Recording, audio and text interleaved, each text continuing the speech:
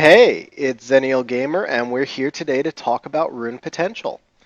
Before I jump into the video, just a quick note. I am going to start dropping one video every Monday at 10:30 a.m.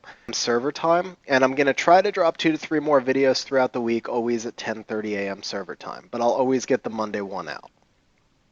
So today's video, we're going to talk about Rune Potential. It's the follow-up to the hits video I posted last week. There's going to be a link in the description down below if you haven't seen it yet, but it's not necessary. It'll help you follow along when I do the example inscriptions of the runes towards the end of this video, but the information pretty much makes sense either way. Just as a quick reminder, rune efficiency is a formula developed by somebody else, not me, been around for ages, that tells you how good your rune is compared to like a perfectly inscribed rune. So 100% efficiency would be the perfect rune before you gem and grind runes. One disclaimer I probably should have put in at the start of the hits video: rune efficiency is not the be-all, end-all, only way to measure runes. If a rune has 25 speed, it rocks, you're going to use it somewhere. If it has 25 crit damage, it's probably going on illusion.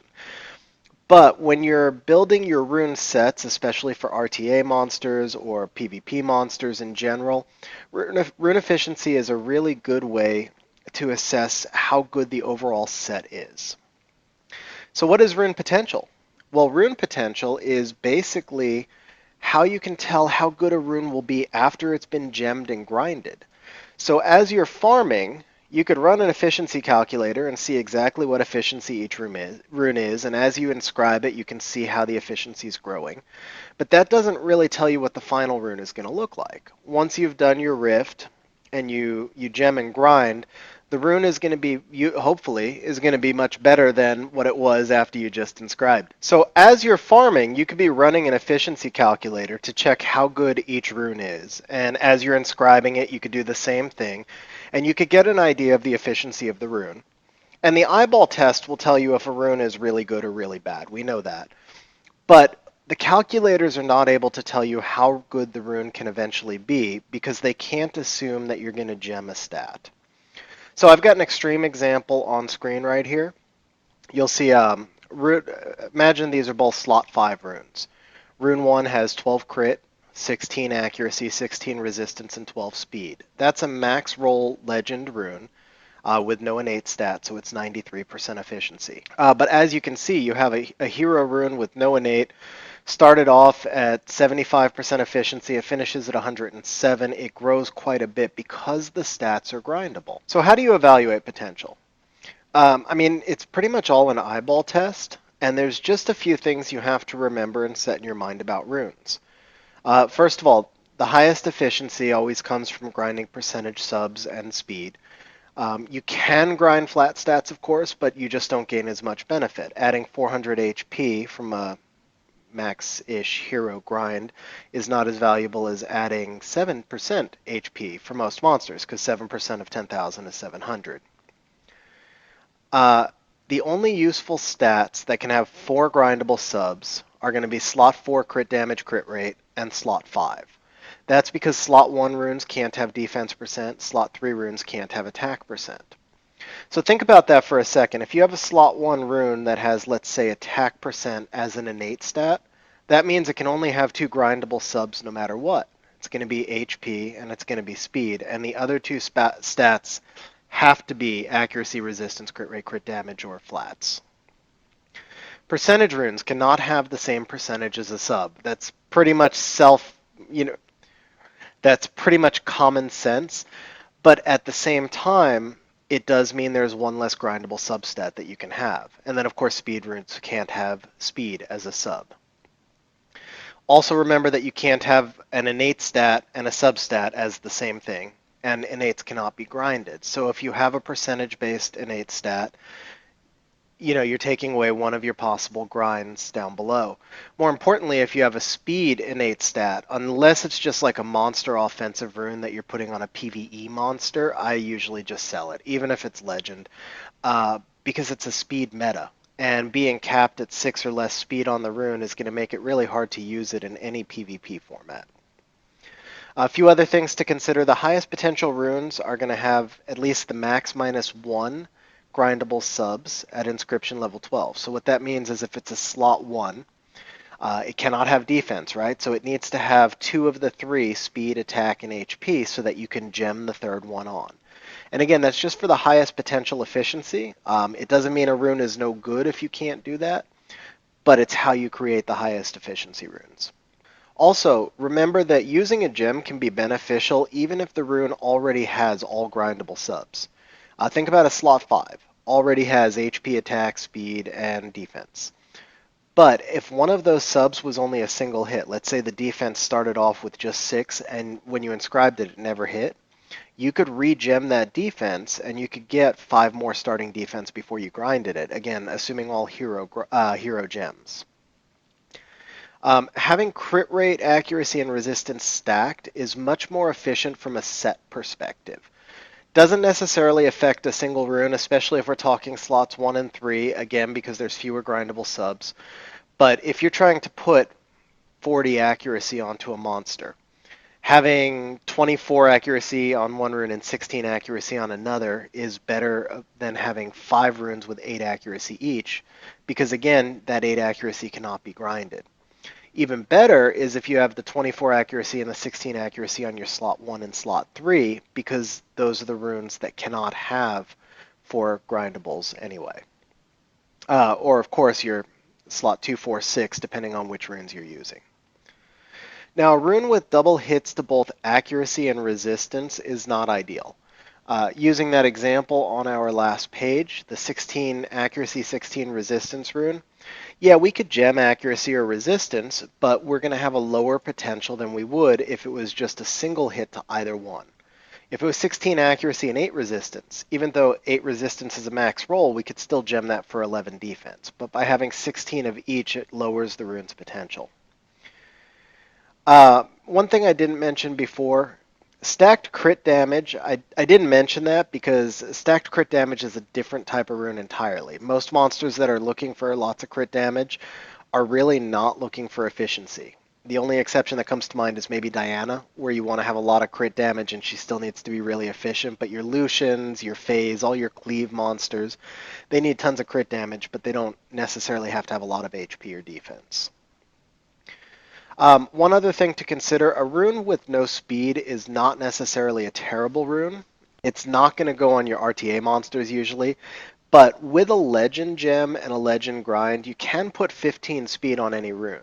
So if you just have a crazy efficient rune that's great in every other way, you can still get 15 speed on it. You're just going to be farming Rift for the rest of your life to get those 2, legend gem and legend grind. The last thing to consider, accuracy and resistance are beneficial for some monsters, and they're almost like a negative efficiency for others. Raccoon, for example, or Talia, there's a better example. Talia has no skills whatsoever that require accuracy. So putting accuracy on her, it may say that her set is 95% efficiency. But in reality, 5% of that efficiency might be coming from accuracy subs that don't benefit her in any other way. Resistance also is pretty much worthless if you have like between 15 and 30 additional resistance, because most monsters that do anything that matters, like defense, break, or silence, people are going to have at least 40-50 accuracy on those monsters, minimum. So if you have close to 40-50 resistance on your monster, it basically counts as the same 15 as if you had no resistance, and all of that resistance you added in is just wasted efficiency. You generally don't want to put efficiency subs on a monster unless you're going for max or close to max res. Okay, so I use potential to decide both which runes I'm going to keep when I'm farming and which runes I'm going to keep when I'm test inscribing. And I'll do some test inscriptions in a minute to show how that works. But basically when I'm farming, I'll keep any rare rune that has an innate stat and a 6-speed sub, unless the innate is like attack percent or HP percent, unless the innate is limiting its potential. And then I'll keep any hero rune that has 6 speed in its subs, with or without innate. I usually try and have between 10 and 30 runes saved up that are not inscribed, and then I do what I call a test inscribing session. And what that is I just go to each rune and I inscribe it 3 at a time, and I see what hits, and then I evaluate its potential. This especially matters where I said I'll keep like a rare with an innate. So you really need to see, first of all, it's got to basically double hit speed and get to like 17, 18 to go further with it. And then you have to see what it hits at +9 and again what it hits at +12 before deciding if you're going to keep it and go on with it. As you're assessing the rune's potential, each time you're just going to ask yourself, what can I gem, what can I grind, and what can the rune grow into? What's its ceiling? And then when I get the rune to 12, if it has a high potential, I keep it in my inventory.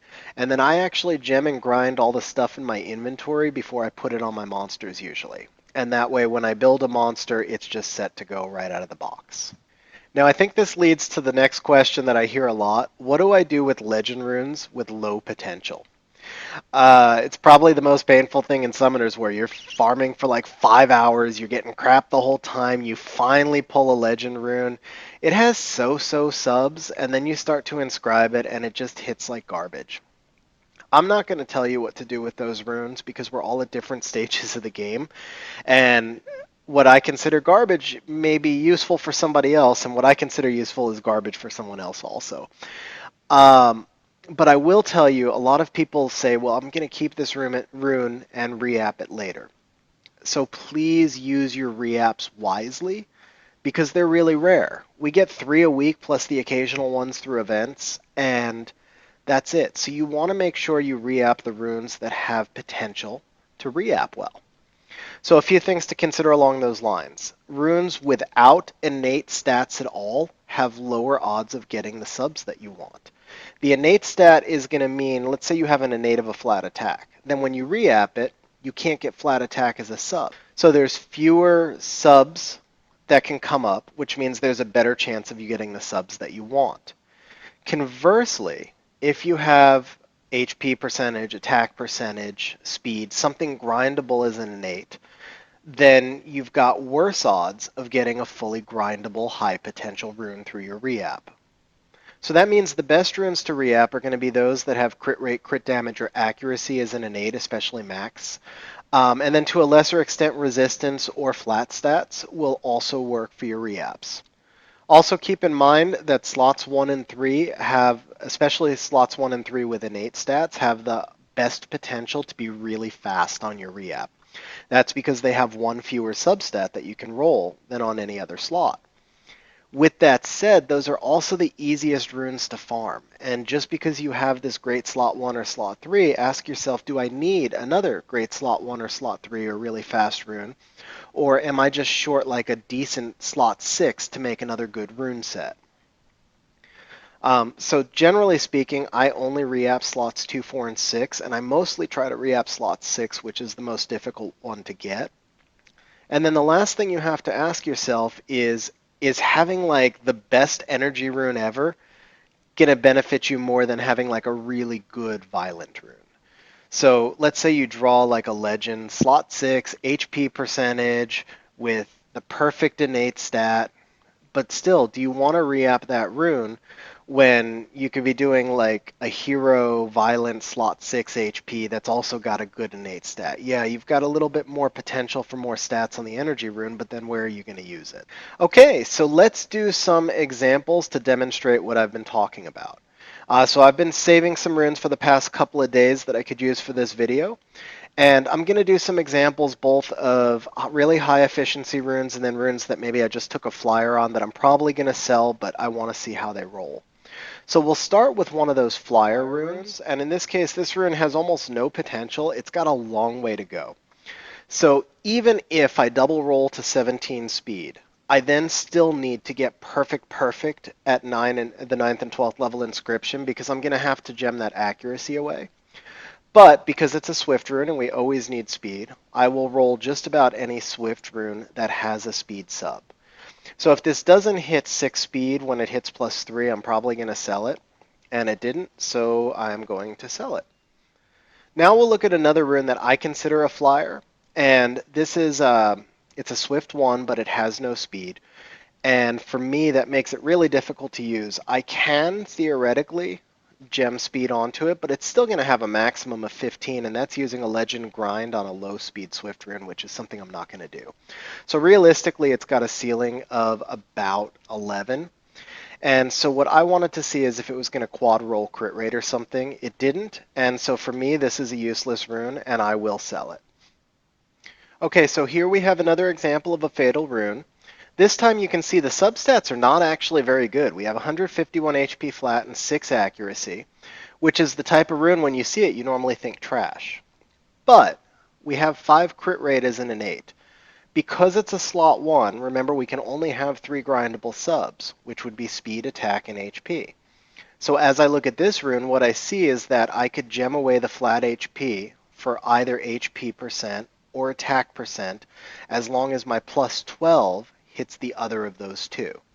Now that's an expensive investment, 300,000 mana give or take it to plus 12, but I don't have to go all the way with that. I can start off by seeing if it hits speed. And I'm going to need at least 2 hits on speed in order to make it worthwhile for me to go to plus 12, but I also need it to not hit the flat HP. So 7 accuracy is not a max hit, but it's close to a max hit, so that's not terrible, but this one does have to be speed, and if it's not, then I'll go ahead and sell the rune. And we hit flat HP, so once again we are selling the rune. So now you can see that I've been living in giants for the last few weeks. Here's an example of a despair rune. Now this is a hero rune with low rolls. It's min roll speed and it's min roll HP, but it has all 3 grindable stats on it already, so it actually does have pretty decent potential. Because of that min roll speed, I am going to need one of the first 2 hits to be speed in order for it to make it worthwhile for me to keep going with it though. So we got one speed hit, it was only plus 5. The HP hit was decent, so that's enough for me to go to plus 9 and see what we get next. So unfortunately we didn't get the speed. When I look at this rune, I know that it really doesn't matter what substat is added when I hit plus 12, because I could gem on crit rate, or if it landed 6 crit rate, then I would just gem the attack for a higher attack. But if we count the hits, we see that the rune's just not going to be amazing.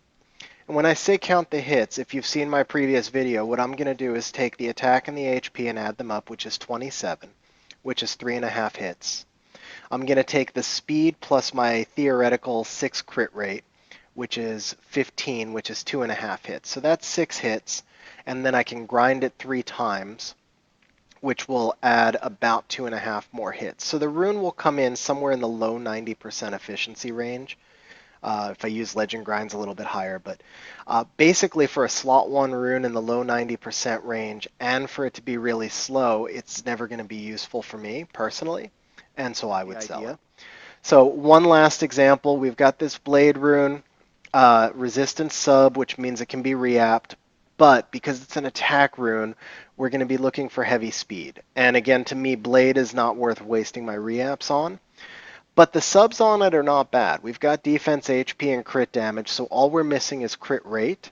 Ideally, we would be able to gem the accuracy for crit rate, and in a perfect world, we'd get a couple or more hits on that crit damage. So we're going to take it, because it's legend, we're going to take it to plus 6 right away. I would even accept 1 hit to the accuracy here. If it hit the accuracy and I had to gem defense or HP for crit rate, I would live with it. I had to say it, didn't I? And as a min hit too. But I would not take a second hit to accuracy most likely. It's got to hit some crit damage to really have value because it has no speed. As we're measuring potential, we can do some quick addition. We're going to see it's actually got potential to be a really high efficiency rune, and this is a great example of where a high efficiency rune is not necessarily a functional rune if the substats don't all work together. So that's 7.5 hits, which is in the high 80% efficiency range. We do have 2 stats that can be grinded, which would actually put this to be over 100% efficiency. For a slot 2 attack percentage, 100% efficiency is great. But then we have to ask ourselves where this rune is going to work, because it has neither speed nor crit rate, and it's tough to use a slot 2 attack percentage that doesn't have one or the other. If it had a lot of crit rate, then I could use it on a PvE monster. A lot of speed, I could use it in a lot of places. But again, if it did stack to that, even 20-ish crit damage, I'd find somewhere to use it. So we are going to take it to plus 9. If it lands another accuracy, or if it were to hit defense at plus 9, then I would get rid of it. Because right now defense is the only thing I can gem away. I'm not going to gem the crit damage. and I don't want to gem away 2 hits because then I'm destroying that efficiency. So unfortunately we landed HP and it was a max hit, which means that this rune remains really high efficiency. And this is this is what I talked about right at the start, one of those really painful moments because you've got this great high efficiency legend rune that you know you're never going to be able to use anywhere. Where am I going to need an attack percentage rune that just has a lot of HP and has no speed or crit rate? Um, I personally would sell this. I don't recommend that most people sell that rune because it's probably useful for most people, but you do and that's the whole point of rune potential. You do have to ask yourself, where can this rune be useful for me? Which monsters will it fit on? And then what can it grow to? Once it hit that 20% HP, the rune really couldn't grow to anything for me.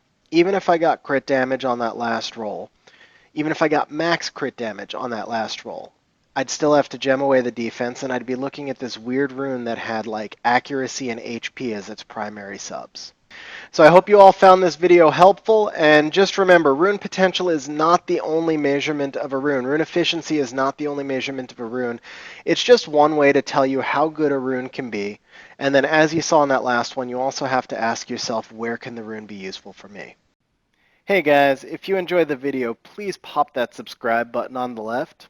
And to those of you who have already subscribed, I just want to say thank you. As a new YouTuber, it means a lot to me to see that people are enjoying the content and hopefully benefiting from it. So do me a favor and subscribe, and I'll keep producing content. Until next time, guys.